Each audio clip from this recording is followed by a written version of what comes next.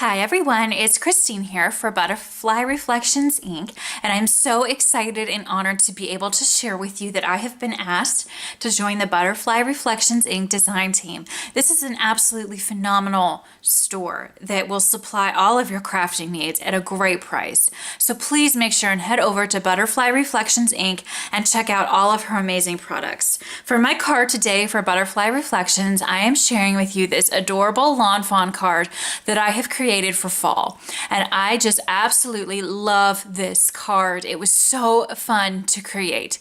Let me bring it up here to the camera and focus your attention for a moment on that fun watercolor background, and you can see that gold shimmer to it as well, and I'm going to show you today how I created that. I'm also going to share with you this beautiful die that Vanessa carries over at Butterfly Reflections from Lawn Fawn and how I kind of put this card together. So let's go ahead and get started. The first thing that we're going to need is some watercolor paints. For the background, I choose to use my favorite watercolor palette here, which is Tambi 36 palette collection. You can use whatever watercolor paints that you have in your stash. So we're going to create the background with these paints first, and then I'll show you how I did that gold shimmer to the background. Let me bring it up again so you can see all that beautiful gold in the background. And I'll show you how we do that after we get the paint down first. The stamp set that we are going to be using today is from Lawn Fawn, and it's called Jump for Joy. This came out last year for fall, and I just absolutely love it. So I decided to give it a go today. All right, so the first thing that we're going to do is I have taped down to a board. You can use a cutting board, a clipboard, anything that you have. This just happens to be a hard board. And I went ahead and taped my Canson XL watercolor paper down with some blue painter's tape to the board. And this is just simply to reduce the warping. Even though it's watercolor paper, it's still paper, so the water can sometimes cause some warping, and this will lessen the degree of warping that you get. I have a cup of water here off camera and a watercolor brush, and the first thing that I'm going to do is just get my paper wet.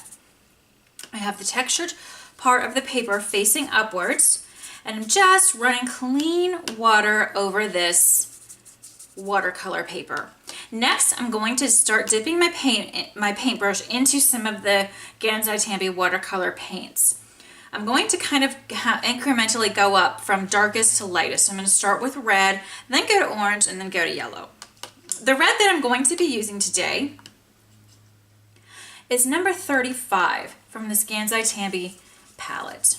And we're just going to put this down. No magic to how I'm putting it down. I'm just kind of swooshing it and also blotting it down. And I'm going to go over top of it to just sort of double layer up that color so the color is very vibrant. I may even go over it a third time in a moment. We'll see. But I really like to build the color on top of itself because I really like it to be dark and vibrant and really stand out. Next, I'm going to go into the orange. And for orange, I am going to be using number 31 from the same Tambi palette of paints. I can't tell you the names. The names are all in Japanese, so I'm just giving you the numbers in case you'd like to follow along.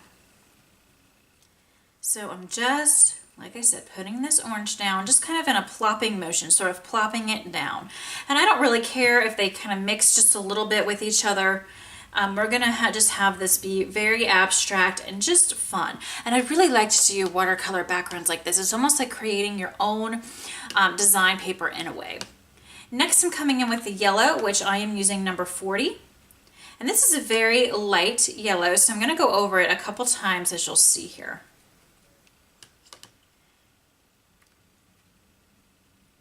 All right, now let's go ahead and get our heat tool going. And we're just going to quickly heat this up and dry it very well. Take my paper towel, I'm going to blot just a little bit some of the excess off as I'm drying along here. Sometimes it helps to lift your board to really help get this paint to dry.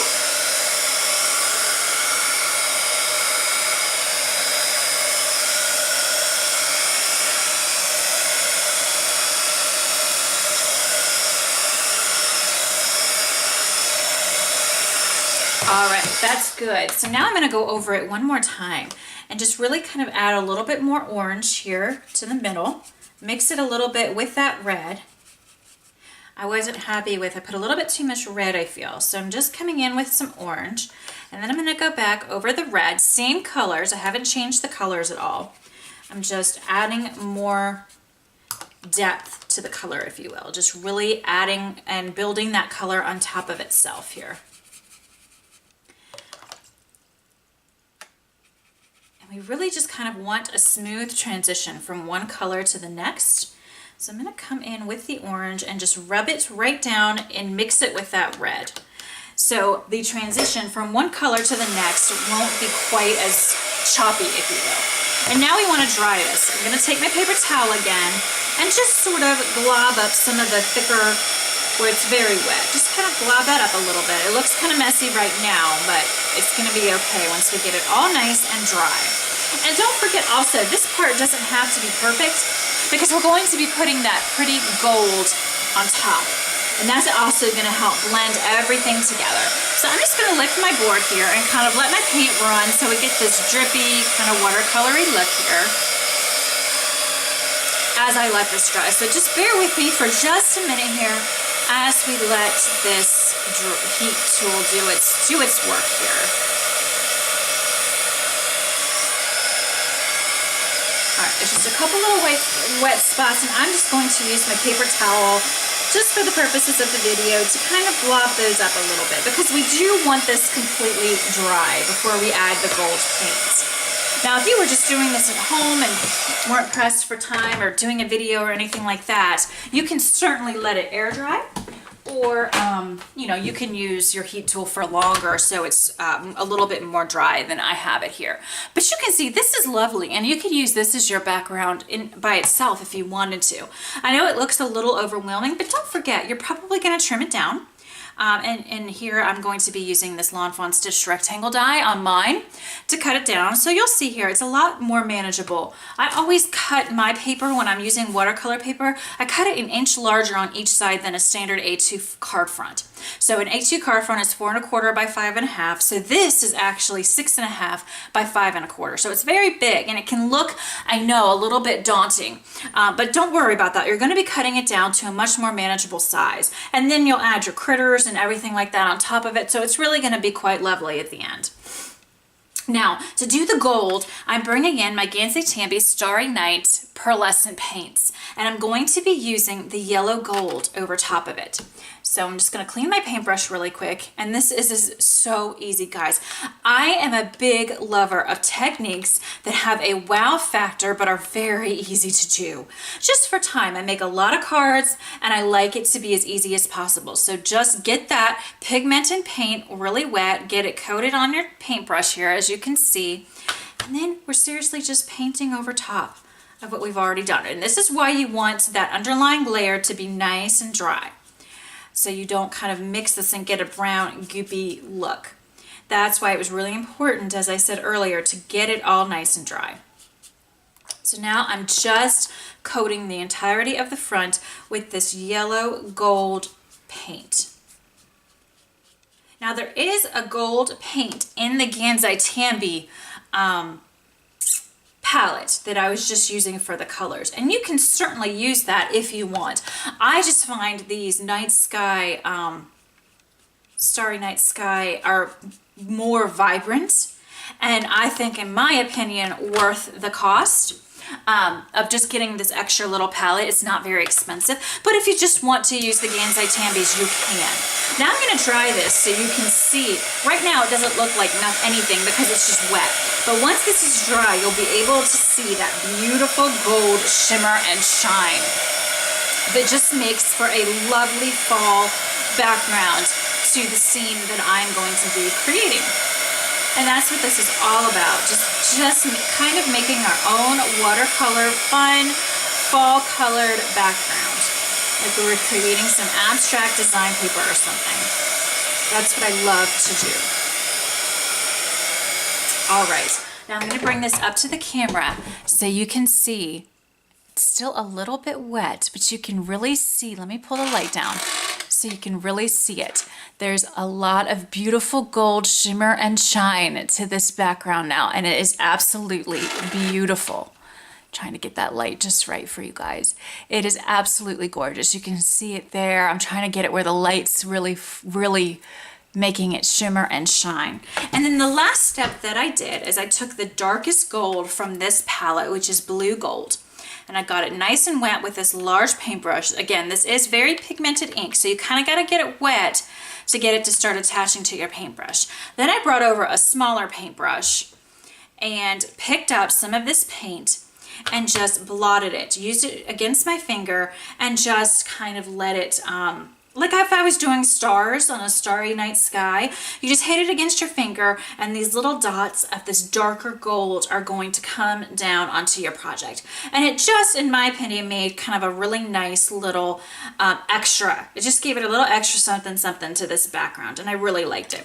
Don't need too many, just a little bit. And then of course you would just let that dry. Now you can really see that. Yeah, now that it's drying, you can really see that shimmer and shine there. That's just a wet spot here that will dry. Okay, so that is quickly how you can do your background. And I'm just gonna set that aside and let it dry. I can use that on another card in the future. So now let me bring back over the final card design so you can see, and again, now that it's, you know, all drying on this beautiful card, you can see that shimmer and shine and also the little dots of the darkest gold available in that palette. So it's just really pretty. Again, kind of an abstract look at a background paper design. And I just love doing that. It saves money on buying design paper, although I'll admit I still buy design paper. I can't help it. But it's just a very creative way to create your own background design. So now let's talk about this die very quickly. This is available in the Butterfly Reflections ink store, and it's from Fawn, and it's the Leafy Drop background. And they have it in both portrait and excuse me, and landscape. Sorry about that. And so you get this background here, and I just cut mine in a dark brown for the tree trunk there, and the frame.